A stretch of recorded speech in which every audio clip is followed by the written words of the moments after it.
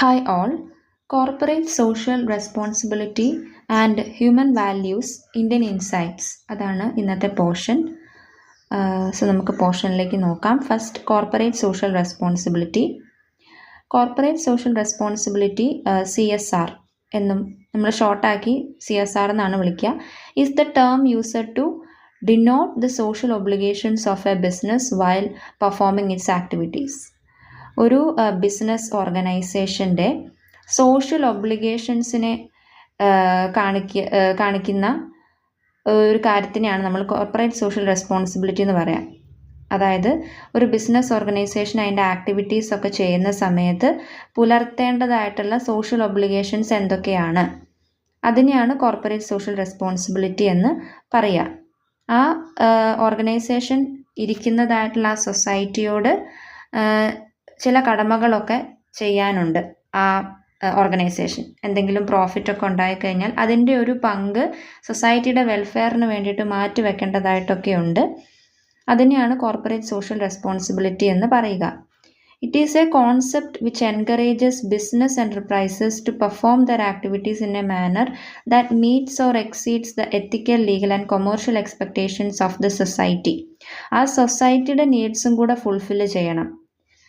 ഒരു ഓർഗനൈസേഷൻ എന്തെങ്കിലും പ്രോഫിറ്റൊക്കെ നേടിക്കഴിഞ്ഞാൽ, അതിൻ്റെ ആക്ടിവിറ്റീസൊക്കെ നല്ല ഭംഗിയായിട്ട് പോയി കഴിഞ്ഞാൽ ആ സൊസൈറ്റിയുടെ നീഡ്സും കൂടെ സാറ്റിസ്ഫൈ ചെയ്യാൻ, ആ സൊസൈറ്റിയുടെ എക്സ്പെക്റ്റേഷൻസ് ഒക്കെ ഒന്ന് മീറ്റ് ചെയ്യാൻ ആ ഓർഗനൈസേഷൻ ബാധ്യസ്ഥനാണ്. In a broader perspective CSR എന്ന് പറഞ്ഞാൽ ഒരു കണ്ടിന്യൂയിങ് കമ്മിറ്റ്മെൻ്റ് ആയിട്ടാണ് ഇവിടെ പറയുന്നത്. Of a business to behave ethically and contribute to its overall development while satisfactorily meeting the divergent interest of its stakeholders as well as the society. ആ ഓർഗനൈസേഷൻ്റെ needs ഒക്കെ meet ചെയ്യുക, overall ഡെവലപ്മെൻറ്റിന് വേണ്ടിയിട്ട് പ്രയത്നിക്കുക എന്നതിനോടൊപ്പം സ്റ്റേക്ക് ഹോൾഡേഴ്സിൻ്റെയും ആ സൊസൈറ്റിയുടെയും കൂടി divergent ആയിട്ട് നിൽക്കുന്ന ഇൻട്രസ്റ്റും കൂടി മീറ്റ് ചെയ്യണം എന്ന്. എങ്കിൽ മാത്രമേ ഒരു സാറ്റിസ്ഫാക്ടറിലി വർക്ക് കൾച്ചർ അവിടെ ഉണ്ടാവുകയുള്ളൂ. ഇനി ഒബ്ജക്റ്റീവ്സ് ഓഫ് CSR ആണ് നോക്കാൻ പോകുന്നത്. ഇപ്പോൾ പറഞ്ഞതൊക്കെ തന്നെയാണ്, അതിനെ കുറച്ചും കൂടി ഷോർട്ടായിട്ട് കൊടുത്തേക്കുന്നു എന്നേ ഉള്ളൂ. ഒന്ന്, to carry on business activities in an ethical way. പിന്നെ social needs and expectations of society meet ചെയ്യണം ഇൻ എ ഫേവറബിൾ വേ. പിന്നെ to give more than the legal requirements towards society, stake holders, employees etcetera. പിന്നെ equity observe ചെയ്യണം. While meeting the requirements of share ഹോൾഡേഴ്സിൻ്റെ requirements ഒക്കെ meet ചെയ്യുമ്പോൾ അവിടെ equity observe ചെയ്യണം. Enforce responsibility of an organisation towards environment, consumers, employees and the society.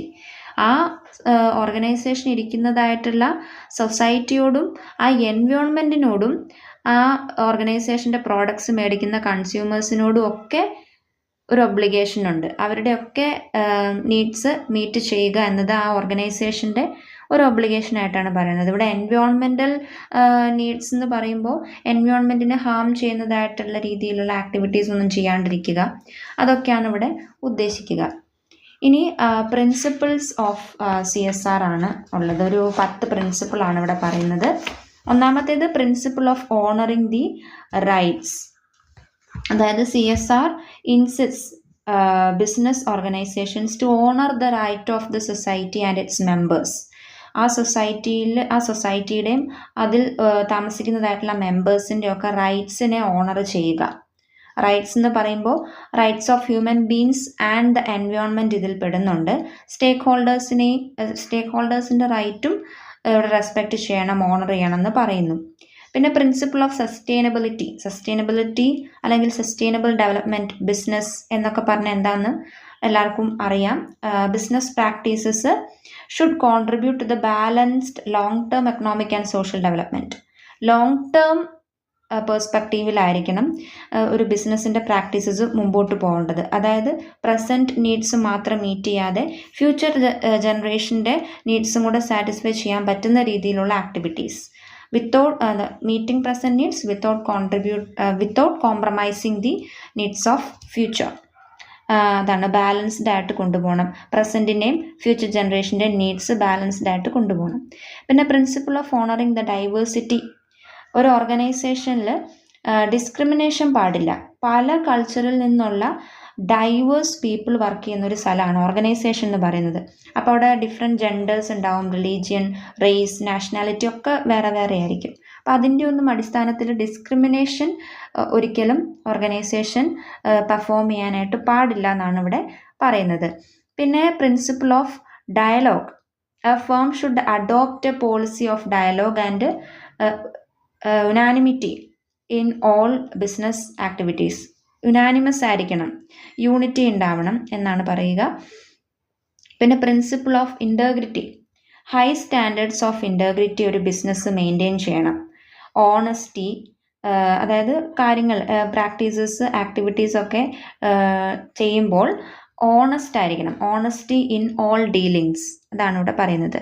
പിന്നെ principle of fairness. ഒരു ഓർഗനൈസേഷൻ്റെ എല്ലാ പോളിസീസും പ്രോഗ്രാംസും ജസ്റ്റിസ് ആൻഡ് ഫെയർനെസ്സിൻ്റെ ബേസിസിൽ ഉണ്ടാക്കിയിട്ടുള്ളതായിരിക്കണം. Justice to all, fairness, reasonable return to the share holders. പിന്നെ ഫെയർനെസ് എന്ന് ഉദ്ദേശിച്ചു കഴിഞ്ഞാൽ ഷെയർ ഹോൾഡേഴ്സിന് റീസണബിൾ റിട്ടേൺ കൊടുക്കുക, ആഡിക്വേറ്റ് സാലറി എംപ്ലോയീസിന് ഉറപ്പുവരുത്തുക, വർക്ക് കണ്ടീഷൻസ് നല്ലതാണെന്ന് ഉറപ്പുവരുത്തുക, best quality of products and services കസ്റ്റമറിലേക്ക് എത്തിക്കുക. അതൊക്കെയാണ് ഇവിടെ ഫെയർനെസ് എന്നതുകൊണ്ട് മീൻ ചെയ്യുന്നത്. പിന്നെ പ്രിൻസിപ്പിൾ ഓഫ് കോഓപ്പറേഷൻ ആണ് ഇവിടെ പറയുക. ഓർഗനൈസേഷൻ എന്താണ്, cooperation requires business organisation to adopt a democratic and participative style of management.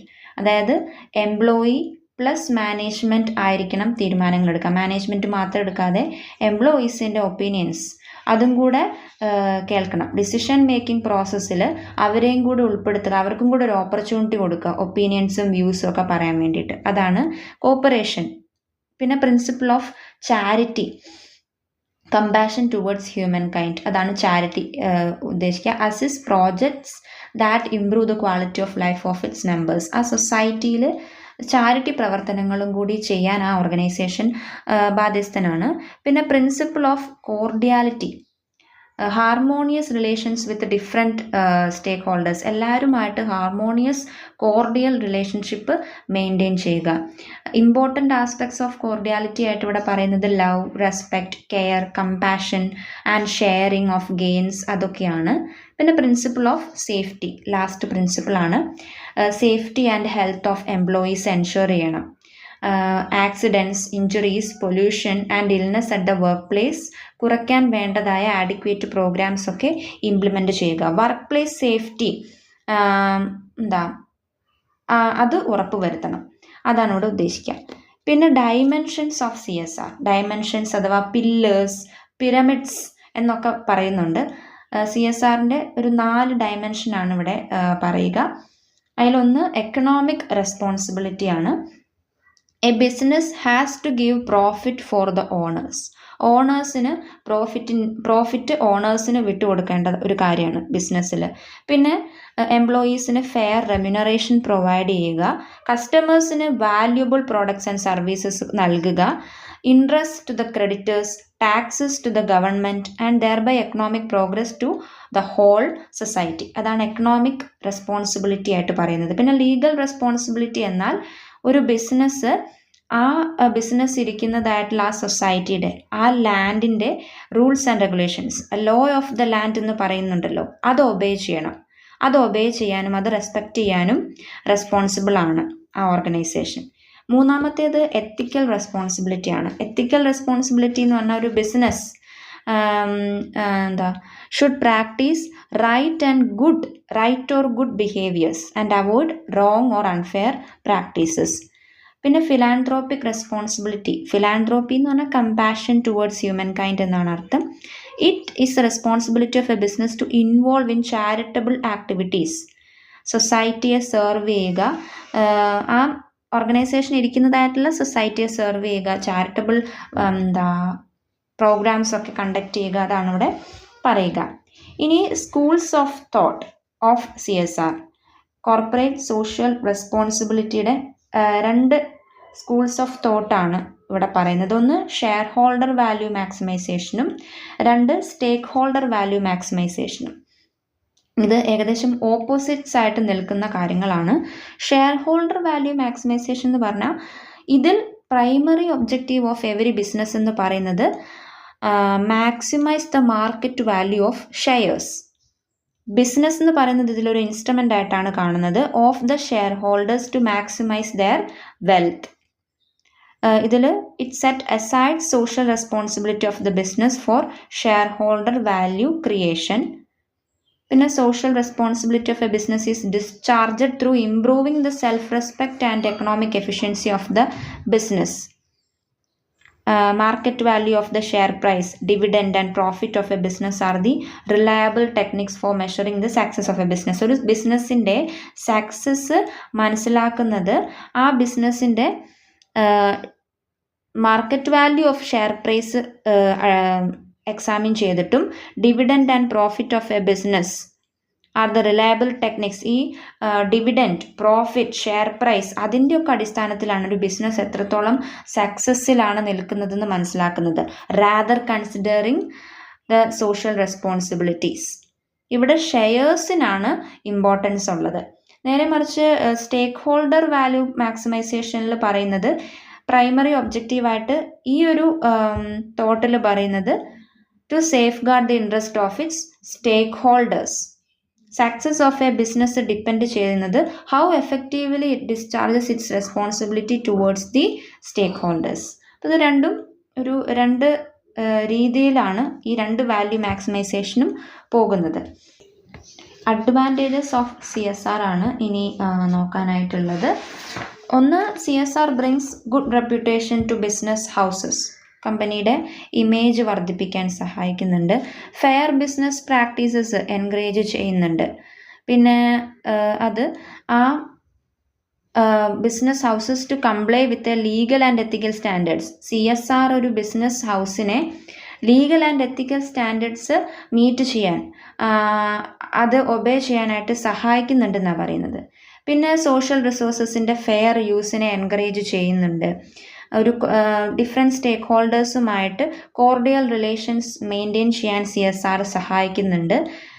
പിന്നെന്താ, differentiates the one firm from its competitors and the product get a unique image in the market. ഒരു ഫേമിനെ മറ്റൊരു ഫേമിൽ നിന്ന് വ്യത്യസ്തപ്പെടുത്തി നിർത്താൻ ഇത് സഹായിക്കുന്നുണ്ട്. അതിൽ കൂടി ഈ പ്രോഡക്ട്സിനൊരു യുണീക്ക് ഇമേജ് മാർക്കറ്റിൽ കൊടുക്കുകയും ചെയ്യുന്നുണ്ട്. പിന്നെ ഒരു ഫേമിൻ്റെ പ്രോഫിറ്റബിലിറ്റി ഇൻക്രീസ് ചെയ്യുന്നുണ്ട്. Employees get fair wages and good working conditions. ഇങ്ങനെ ഫെയർ വേജസ് ഒക്കെ കിട്ടുന്നുണ്ടെന്ന് ഉറപ്പ് വരുത്തുന്നുണ്ട്. പിന്നെന്താ, കസ്റ്റമേഴ്സിന് ബെസ്റ്റ് ക്വാളിറ്റി പ്രൊഡക്ട്സ് കസ്റ്റമേഴ്സിൻ്റെ കയ്യിലേക്ക് എത്തിക്കാൻ സഹായിക്കുന്നുണ്ട്. Shareholders get reasonable rate of return. പിന്നെ government control and regulations minimise ചെയ്യാൻ സഹായിക്കുന്നു.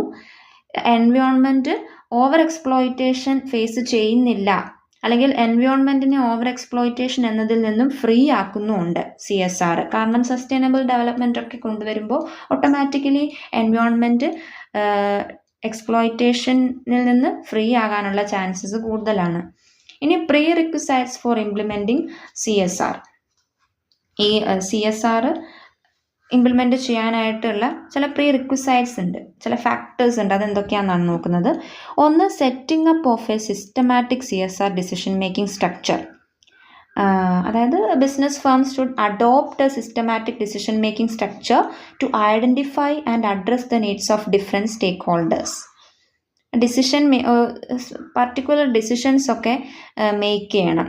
അതായത് ഏത് രീതിയിലുള്ള കോർപ്പറേറ്റ് സോഷ്യൽ റെസ്പോൺസിബിലിറ്റീസ് ഒക്കെയാണ് ഇപ്പോൾ നമ്മുടെ ആവശ്യത്തിൽ ഉള്ളത്, എങ്ങനെയൊക്കെയാണ് അത് നടപ്പിലാക്കേണ്ടത്, ഫോം ചെയ്യേണ്ടത്, അങ്ങനത്തെ കാര്യങ്ങൾക്കൊക്കെ വേണ്ടിയിട്ടുള്ള ഡിസിഷൻസ് ഒക്കെ എടുക്കുക. പിന്നെ എഫക്റ്റീവായിട്ടുള്ള CSR പ്ലാൻസ് ഫോർമുലേറ്റ് ചെയ്യണം. അതിനുശേഷം ആ ഫോർമുലേറ്റ് ചെയ്ത CSR പ്ലാൻസ് ഒക്കെ പ്രോപ്പറായിട്ട് എംപ്ലോയീസുമായിട്ടൊക്കെ കമ്മ്യൂണിക്കേറ്റ് ചെയ്യണം. എങ്ങനെയാണ് കമ്മ്യൂണിക്കേറ്റ് ചെയ്യുക? Through newsletters, circulars, intranet communication, meetings ഒക്കെ വഴി ഈ ഫോർമുലേറ്റ് ചെയ്ത് വെച്ചിരിക്കുന്നതായ കോർപ്പറേറ്റ് സോഷ്യൽ റെസ്പോൺസിബിലിറ്റി പ്ലാൻസ് എംപ്ലോയീസിലേക്ക് എത്തിക്കണം. അതിനുശേഷം enforcing employees to implement CSR plans. ഈ CSR പ്ലാൻസ് ഇംപ്ലിമെൻറ്റ് ചെയ്യാൻ വേണ്ടിയിട്ട് എംപ്ലോയീസിനെ എൻഫോഴ്സ് ചെയ്യുകയാണ്.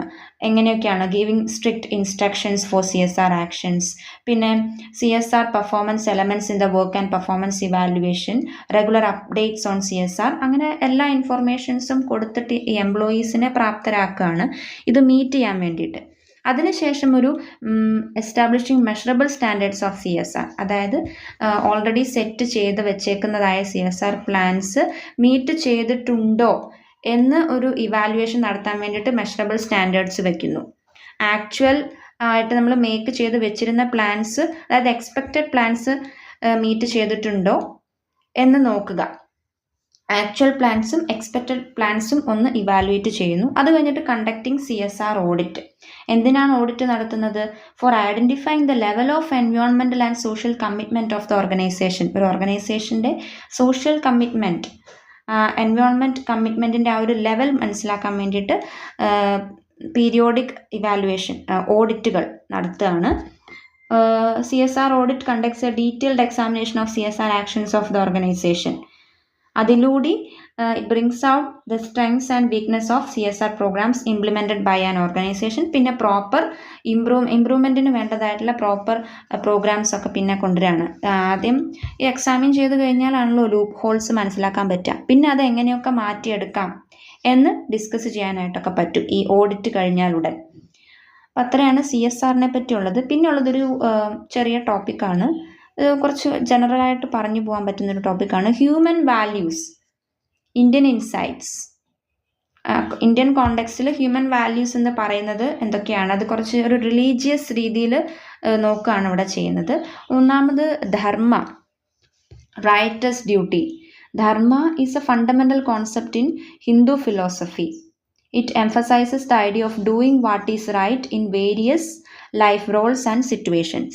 അടുത്തത് അഹിംസയാണ്, നോൺ വയലൻസ്.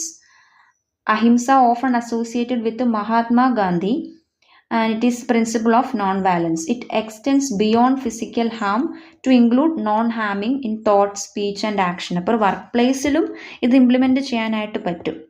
നോൺ വയലൻറ്റ് ആയിട്ട് വേണം എന്ത് പ്രാക്ടീസസ്, ആക്ടിവിറ്റീസും നടത്താനായിട്ട്. മറ്റുള്ളവരെ ഹാം ചെയ്യാത്ത രീതിയിൽ, അത് വാക്കുകൊണ്ടോ പ്രവൃത്തി കൊണ്ടോ ഹാം ചെയ്യാത്ത രീതിയിലുള്ള പോളിസീസൊക്കെ മേക്ക് ചെയ്യുക വർക്ക് പ്ലേസ് രീതിയിൽ നമ്മൾ നോക്കുകയാണെങ്കിൽ. പിന്നെ satya, truth. Satya represents value of truthfulness, honesty, integrity. ഒരു ഓർഗനൈസേഷനിൽ ട്രൂത്തും ഓണസ്റ്റിയും ഒക്കെ മെയിൻറ്റെയിൻ ചെയ്യുക. പിന്നെ asteya, non stealing. It encourages contentment and discourages the wrongful acquisition of others possession. മറ്റുള്ളവരുടെ പൊസഷൻസ് നമ്മൾ തട്ടിയെടുക്കാതിരിക്കുക. പിന്നെ aparigraha, non possessiveness, non attachment എന്നൊക്കെയാണ് അതിനർത്ഥം. It encourages individuals to minimise material desires and avoid excessive accumulation of wealth or possession. നമ്മൾ ഡ്യൂട്ടിയിൽ കൂടുതൽ concentrate ചെയ്യുക, without expecting much results. Do the duty without expecting the results, അതാണ് ഇവിടെ പറയുന്നത്. Material desires വന്നു കഴിഞ്ഞാൽ നമ്മൾ നീഡി ആയിപ്പോവും, ഗ്രീഡി ആയിപ്പോവും. അങ്ങനെ ആവരുതെന്നാണ് ഇവിടെ ഉദ്ദേശിക്കുന്നത്. പിന്നെ സന്തോഷ്, കണ്ടൻമെൻറ്റ്. ഒരു finding Joy and satisfaction in the present moment regardless of external circumstances. നമ്മൾ ചെയ്യുന്ന ജോലിയിലൊരു സന്തോഷം കണ്ടെത്തുക എന്നാണ് ഇവിടെ പറയുന്നത്. പിന്നെ സേവ, സെൽഫ്ലെസ് സർവീസ്. നമ്മൾ ചെയ്യുന്ന വർക്ക് ഒരു തരം സർവീസ് ടു ഹ്യൂമാനിറ്റി ആയിട്ട് കണ്ടുകൊണ്ട് ചെയ്യുക. സെൽഫ്ലെസ് ആയിട്ടുള്ള ഈഗോസ് അതൊന്നും മെയിൻറ്റെയിൻ ചെയ്യാതെ. പിന്നെ മൈത്രി, ഫ്രണ്ട്ഷിപ്പാണ് ഉദ്ദേശിക്കുന്നത്. Value of friendship and good will. emphasizes building positive relationships and treating others with kindness and compassion. അതിനുശേഷം കരുണ, കമ്പാഷൻ. നമ്മൾ മുമ്പ് പറഞ്ഞത് തന്നെയാണ്, മൈത്രി ഉണ്ടെങ്കിൽ കരുണയും അവിടെ ഓട്ടോമാറ്റിക്കലി ഉണ്ടാകുന്നതാണ്. Core value in many Indian spiritual traditions. It involves empathising with the suffering of others and actively working to alleviate it. Sympathy അല്ല, എംപത്തറ്റിക് ആകണം, അതാണ് ഇവിടെ പറയുന്നത്. പിന്നെ വിവേക, റൈറ്റ് നോളജ്. തപസ്, ഓസ്റ്റെറിറ്റി, involves practicing self-discipline and austerity for personal and spiritual growth. അതിനുശേഷം Sarvodaya, welfare of all. അതാണ് നമ്മൾ ഇത്രയും നേരം പറഞ്ഞുകൊണ്ടിരുന്ന CSR, കോർപ്പറേറ്റ് സോഷ്യൽ റെസ്പോൺസിബിലിറ്റി. സൊസൈറ്റിയുടെ വെൽഫെയറും കൂടെ നോക്കണം, സൊസൈറ്റിയുടെ നീഡ്സും കൂടെ സാറ്റിസ്ഫൈ ചെയ്യണം. Rather only considering organisational growth. അപ്പം ഇത്രയാണ് ഹ്യൂമൻ വാല്യൂസ് ഇന്ത്യൻ ഇൻസൈറ്റ്സ് ആയിട്ട് ഇവിടെ പറയുന്നത്. ഇത്രയുമാണ് ഇന്നത്തെ ക്ലാസ് കൊണ്ട് ഡിസ്കസ് ചെയ്യാൻ വിചാരിച്ചിരുന്നത്. പോയിന്റ്സ് മനസ്സിലായി എന്ന് വിചാരിച്ചുകൊണ്ട് നിർത്തുന്നു. Thank you.